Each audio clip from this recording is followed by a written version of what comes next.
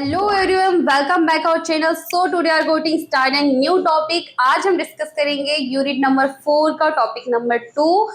And इसके previous video में हम लोगों ने टॉपिक फर्स्ट में क्या पढ़ा था, ऑर्गेनाइजेशन कल्चर के बारे में पढ़ा था कि कल्चर्स किस मतलब ऑर्गेनाइजेशन में वैल्यूज बिलीव्स एंड उनके वो मतलब उसको डिफाइन करते हैं कल्चर को। ठीक है, आज हम डिस्कस करने वाले हैं टॉपिक नंबर 2 में ऑर्गेनाइजेशनल क्लाइमेट क्या होता है। क्लाइमेट वर्ड सुनकर ही हमारे माइंड में एक पिक्चर क्लिक करती है, एक मतलब चाहे वो वेदर से रिलेटेड हो या फिर आपका मतलब कि बदलती है उससे रिलेटेड हो।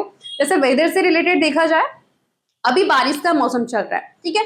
तो बारिश के मौसम में क्या हो रहा है, कभी कभी अचानक से धूप निकल जा रही है, कभी कभी अचानक से बारिश स्टार्ट हो जा रही है, राइट। तो यहाँ पे जो क्लाइमेट जो वेदर है वो अचानक से चेंज होते जा रहा है, राइट। तो वैसे ही ऑर्गेनाइजेशन क्लाइमेट में ये देखेंगे कि हम ऑर्गेनाइजेशन का क्लाइमेट कैसे पल पल चेंज हो जाता है, कभी बदल जाता है। ये चीजें हम लोग इस वीडियो में देखने वाले हैं। तो देखते हैं कि ऑर्गेनाइजेशन मतलब क्लाइमेट क्या होता है। Organization climate is a collective perception of the work environment by the individual within a common system.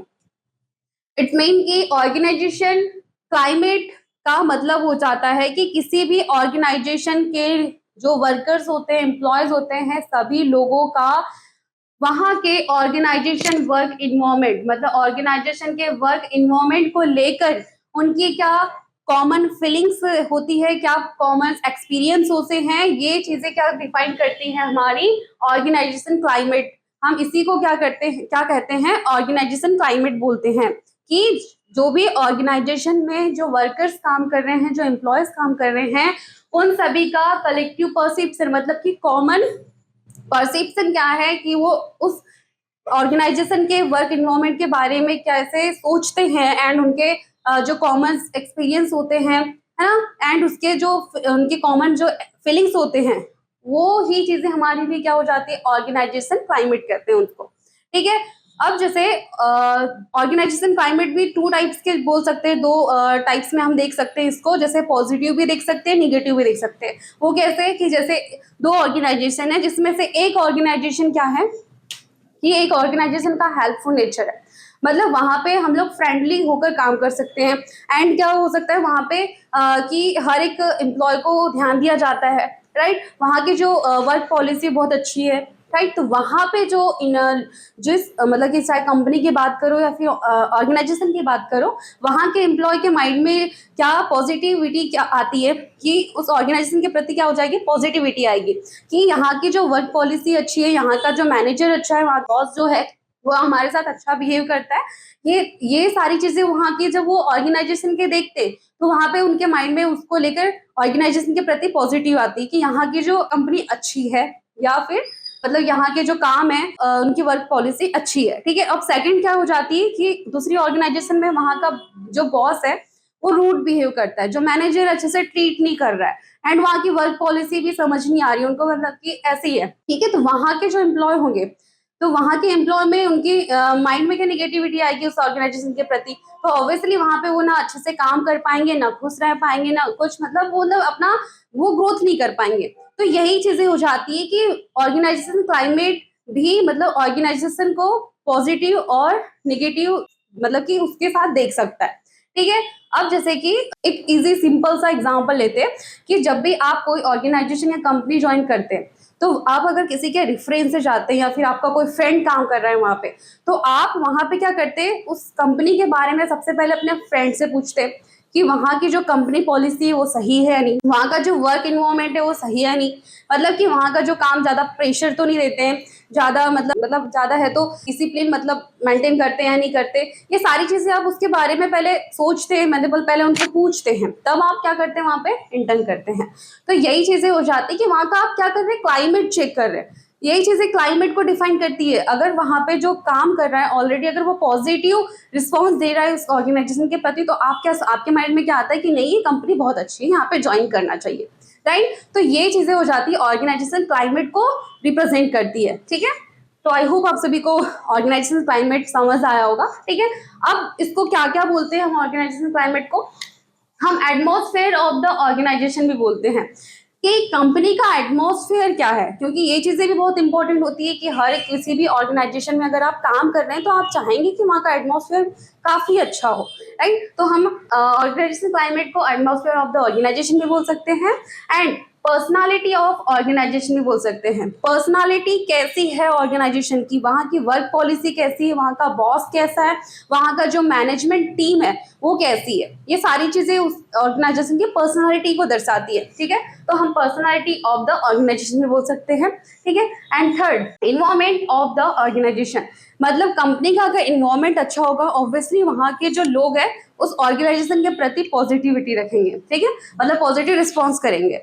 तो वहाँ पे जो ऑर्गेनाइजेशन का जो क्लाइमेट है उसका इन्वायरमेंट ऑफ द ऑर्गेनाइजेशन भी बोल सकते हैं, ठीक है।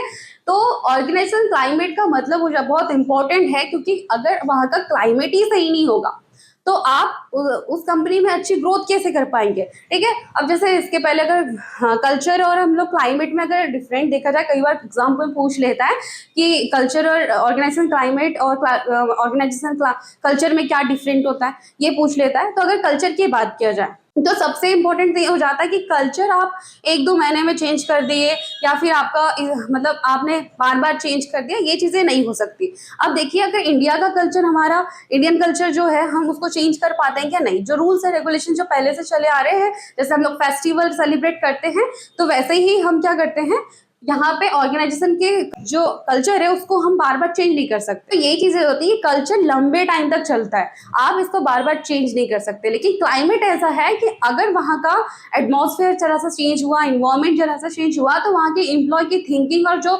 उनके जो मतलब काम करने का तरीका है वही चेंज हो जाता है, राइट। तो क्लाइमेट बहुत बड़ा इफेक्ट करता है अपने ऑर्गेनाइजेशन में, कि वहाँ का क्लाइमेट मेंटेन होना बहुत जरूरी होता है, ठीक है। तो ये हो गई हमारी ऑर्गेनाइजेशन क्लाइमेट की बात। अब हम देखेंगे सेकंड टॉपिक, आते हैं हम उसमें टाइप्स ऑफ ऑर्गेनाइजेशन क्लाइमेट में, कि ऑर्गेनाइजेशन क्लाइमेट के क्या क्या टाइप्स होते हैं। तो फर्स्ट हमारा होता है पीपल्स ओरिएंटेड क्लाइमेट। नाम से ही समझ आ रहा है कि यहाँ पे जो इंपॉर्टेंस दी जा रही है पीपल्स को दी जा रही है, लोगों को दिया जा रहा है वहाँ के ऑर्गेनाइजेशन। तो पीपल्स की यहाँ पे नीड को फोकस किया जाता है, इंपॉर्टेंस दी जाती है कि लोग वहाँ पे, लोगों चाहे वहाँ पे लोगों की नीड्स की बात किया जाए या फिर उनके रिस्पेक्ट की बात किया जाए, उनके रेस्पोर्टमेंट की बात किया जाए, ये सारे रिवॉर्ड्स की बात किया जाए। तो यहाँ पे सबसे इस क्या ओरिएंटेड क्लाइमेट में क्या होगा कि पीपल्स में ध्यान दिया जाएगा कि यहाँ के लोग जो एम्प्लॉय हैं वो हमेशा क्या रहे, ऑर्गेनाइजेशन के प्रति खुश रहे। तो अगर ऑब्वियसली अगर ऑर्गेनाइजेशन के लोग खुश रहेंगे तो वहाँ की जो प्रोडक्टिविटी बढ़ेगी, काम अच्छे से होंगे, तो ऑब्वियसली ऑर्गेनाइजेशन को सक्सेस मिलेगी, ठीक है। एंड सेकेंड हो जाता है हमारा रूल ओरिएंटेड क्लाइमेट। अब रूल ओरिएंटेड क्लाइमेट मतलब इस क्लाइमेट में, इस ओरिएंटेड क्लाइमेट में किस पे फोकस किया जाता है, रूल्स रेगुलेशन डिसिप्लिन में मतलब ज़्यादा फोकस किया जाता है। कि वहाँ मतलब कि किसी भी ऑर्गेनाइजेशन या कंपनी की बात किया जाए तो जो ऑर्गेनाइजेशन होगा वहाँ के रूल्स रेगुलेशन को ही फॉलो करना पड़ेगा। जो ऑर्गेनाइजेशन में रूल्स रेगुलेशन बन चुके हैं तो उसी के अकॉर्डिंग आपको फॉलो करना है, प्रोसेस करनी है। देन वहाँ पे सबसे पहले डिसिप्लिन मेंटेन किया जाएगा, ठीक है। डिसिप्लिन के साथ में आपको हमेशा क्या करेगा, मेंटेन करना होगा, काम करना होगा, ठीक है। तो ये हमारा सेकेंड टाइप्स हो जाता है। एंड थर्ड हो जाता है इनोवेशन ओरिएंटेड क्लाइमेट। अब इनोवेशन का मतलब क्या हो जाता है कि आप नई नई तकनीकें, नई नई आइडिया के साथ में अपने ऑर्गेनाइजेशन में बात रख सकते हैं अपनी। तो ये क्लाइमेट भी बहुत इफेक्ट पड़ता है, क्योंकि ये अगर आप किसी भी ऑर्गेनाइजेशन में आपको नई तरीके से सोचने की फ्रीडम नहीं दी जाती, आप अपने आइडिया को बता नहीं पाते, तो ये क्या हो जाता है, कई बार अपॉर्चुनिटी जो मतलब आपके आइडिया से कंपनी को मिलने वाली होती है वो भी नहीं हो पाती। इसलिए इनोवेशन मतलब कि आपको यहाँ पे किसमें मतलब इम्पोर्टेंस दी जाती है कि हर एक एम्प्लॉय के आइडियाज को सुना जाता है, वहाँ न्यू आइडियाज देने की आपको फ्रीडम दी जाती है, ठीक है। तो ये भी बहुत इंपॉर्टेंट टाइप्स हो जाता है। एंड फोर्थ हो जाता है रिजल्ट ओरिएंटेड क्लाइमेट। मतलब कि यहाँ पे अब रिजल्ट, ऑब्वियसली नाम से समझ आ रहा है कि जो भी यहाँ पे ओरिएंटेड क्लाइमेट किसमें फोकस करेगा, यहाँ पे जो ऑर्गेनाइजेशन है वो रिजल्ट पे फोकस करेगा, प्रॉफिट पे फोकस करेगा, वहाँ पे जो भी ऑर्गेनाइजेशन में प्रॉफिट बढ़ाने में फोकस करेगा, राइट। तो यहाँ पे मेनली क्या किया जाता है कि एम्प्लॉय को पुश किया जाता है कि आप रिजल्ट पॉजिटिव में लेकर आए, है ना। ये सारी चीजें यहाँ पे प्रॉफिट में ध्यान दिया जाएगा।